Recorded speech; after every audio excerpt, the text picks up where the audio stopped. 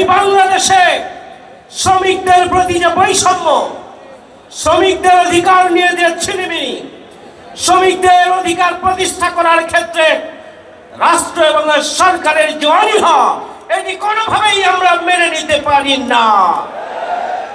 আমরা আজকের এই শ্রমিক সমাবেশ থেকে পরিষ্কার করে বলতে চাই, শ্রমিকদের নিরাপত্তা নিশ্চিত করতে হবে।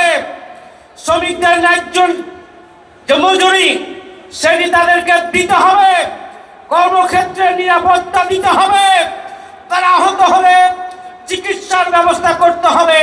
যদি কোনো শ্রমিক মারা যায়, ওই পরিবারে যাতে করে স্বাভাবিকভাবে আবার উঠে দাঁড়াতে পারে, সেই ধরনের আর্থিক সহযোগিতা করার জন্য রাষ্ট্রীয় উদ্যোগ গ্রহণ করতে হবে।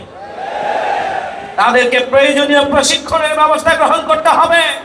আজকের গোটা দুনিয়ার যে সভ্যতার বিনির্মাণ, এই সভ্যতার প্রতিটি ইঞ্চির সাথে আমাদের শ্রমিকদের ঘাম, শ্রম, রক্ত এবং জীবনের প্রতিটি পরিশ্রমের কণা এখানে সম্পৃক্ত রয়েছে।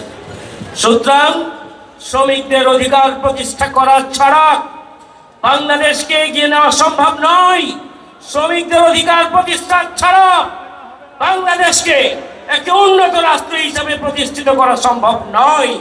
বৈষম্যহীন বাংলাদেশ প্রতিষ্ঠার জন্য, জনগণের অধিকার প্রতিষ্ঠার জন্য, নিরাপদ এবং মানবিক বাংলাদেশ প্রতিষ্ঠার জন্য অবশ্যই শ্রমিকদের অধিকারকে অগ্রাধিকারের ভিত্তিতে বাস্তবায়ন করার জন্য সরকারকে শ্রমিকের নীতিমালাকে সংস্কার করে পুরো ঢেলে সাজাতে হবে।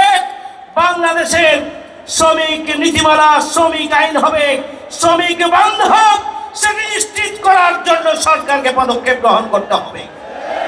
সংগ্রামী ভাইয়েরা, আসুন একটি নিরাপদ, মানবিক, বসবাসযোগ্য বাংলাদেশ গড়ে তুলতে হলে শ্রমিকদের স্বার্থকে সুরক্ষার পাশাপাশি আগামী দিনে দুর্নীতি, সন্ত্রাস, চাঁদাবাজ মুক্ত একটি নতুন বাংলাদেশ প্রতিষ্ঠার জন্য নিজ নিজ অবস্থান থেকে ঐক্যবদ্ধ ভূমিকা পালন করতে হবে।